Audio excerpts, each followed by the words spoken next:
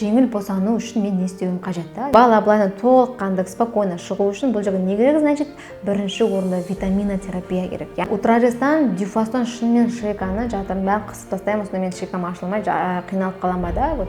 Сіз витаминді ішесіз көтергеннен бастап, даже көтергенге дейін бастауыңыз керек.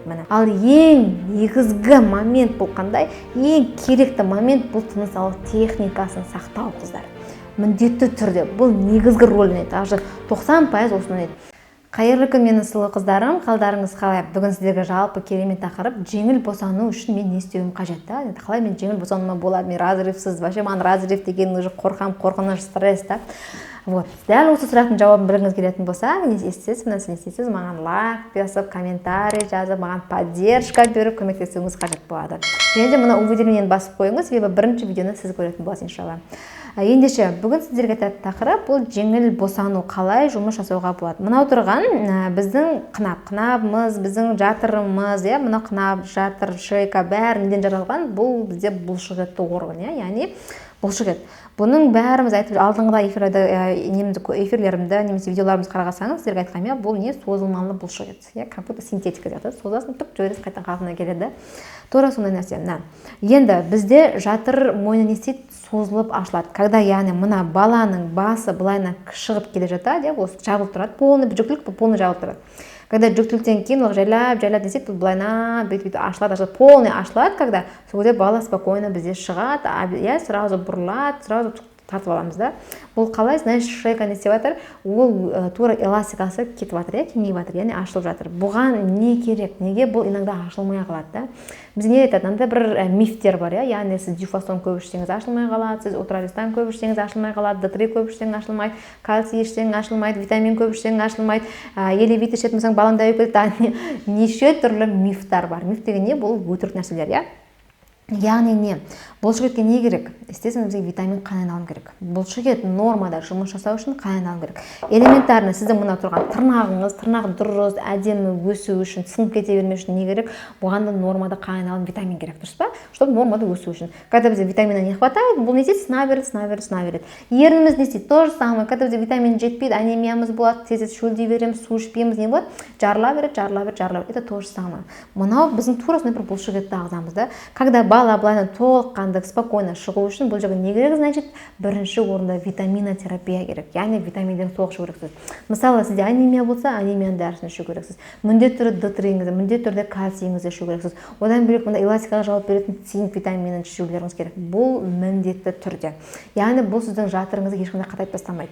Жалпы кальций витаминін сіз жүктіліктің 16 аптасынан бастап максималды 36 аптасына дейін ішесіз. D3 витаминді сіз көтерген күннен бастап іше беруіңізге болады, егер сізде D3 жетіспеушілік болса. Бұл кімдерде? Бізде почти что Қазақстанның 98%-ында D3 витамин жетіспейді. Бәрінде 5%, 10-15, максималды 30-ға дейін жетеді. Нормада бізде 100% болу керек, бұл бізде жетпейді. Міне сол үшін D3 іше беруіңіз керек. Енді утражестан, дюфастон шынымен шейканы жатырын бәрін қысып тастаймын, осында мен шейкам ашылмай қиналып қалам ба да, жеңіл босанамай қалам ба да.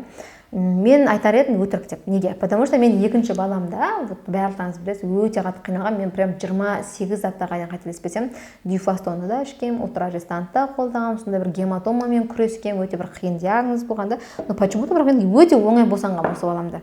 Мен қызыма Айшама қарағанда, который ештеңе ішпеген, лучше мен наоборот ұлымда оңай босандым. Өте оңай босандым да. Бірінші бұл, конечно, екінші оңай болды. Екінші себептен бірі, бұл балада проблема болған жоқ. Себебі мен уақытылы витаминдер іштім. Неге? Потому что мен стрессімді басуым керек болды. Менде әлсіздік болды да. Все так, вот сол витаминдердің арқасында да. Енді әрине бірінші Аллах тағала көмектесуші. Бұл ұмытпеңіздер, бұл тек қана себептер да. Енді сіз жеңіл босану үшін не істейсіз? Сізде сол витаминдерді уақытылы ішу. Не так прям 9 ай болды, қазір ішу керек да. Қазір сізде 36 апта, уже 2 аптадан кейін болсаңыз, қазір бітіру керексіз. Жоқ. Сіз витаминді ішесіз көтергеннен бастап, даже көтергенге дейін бастауыңыз керек. Міне. Екінші, сіз қан айналымды реттейсіз. Ол не? Ол кегіл жаттығуын жасайсыз. Кегіл жаттығуы тек қана жүктілік кезде угроза болса болмайды, угроза болмаса, сіз оны дұрыс жасауыңыз керек. Угроза болмаса, 12 аптадан кейін да дұрыс жасауыңыз керек. Можно редатор жаттығуын жасауыңызға, можно кегіл секундомер жасауыңызға да, яғни егер жаңадай угроза болмаса ғана. өзіңізден әрине жасай алмайсыз да.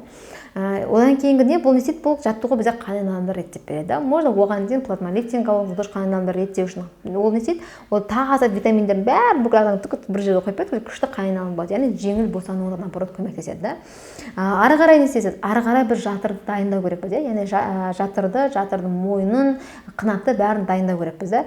Жатыр мойны бізде жаймендеп күннен күнге сөйтіп ашылады. Яғни бір палец болды, екі пальчик болды, үш пальчик болды деген, яғни 1 сантиметр, 2 сантиметр, осыны 8 сантиметрге дейін ашылу керек. Ол оңай емес. Ол әр ашылған сайын бізге нереально боль береді. Ал ол жеңіл босану үшін біз йогалармен айналысу керекпіз. Желательно да, неше түрлі тренажерларға барғанымыз дұрыс. Именно для беременных, коктейльдер ішуімізге болады, для беременных да, чтобы жатыр мойны ашылуына көмектесу үшін. И жаттығулар жасауымыз керек. Оңай, жеңіл жаттығуларды, чтобы ол да жатыр мойны қан айналымды реттеп ашылуы кезде оңай болу үшін. Яғни разрывсыз жеңіл босануыңыз үшін. Ал ең негізгі момент бұл қандай? Ең керекті момент бұл тыныс алу техникасын сақтау, қыздар. Міндетті түрде бұл негізгі рөл ойнайды. Даже 90% осыны ойнайды. Мен бір таң қалатыныма қаншама жерден оқыдым. Қараңыз, біздің анатомия ол бір бөлек та, ал біздің оқыған практика ол бөлек нәрсе. Екеуі бұл тепе-тең болу керек та. Мысалы, анализді қарасаңыз, гемоглобин нормада, например, жазылып тұрады, 120-дан 140-қа дейін болу керек деп тұрады. Например, 120, мысалы, 20 жасар балада да 120, 30 жасар балада да 120, 50-дегі шалда да 120 деген нәрсе жоқ қой. Значит, не сол аралықта деп тұр, смотря сіздің возрастыңызға қарай талдау жасалынады деген сөз, дұрыс па? Это то же самое.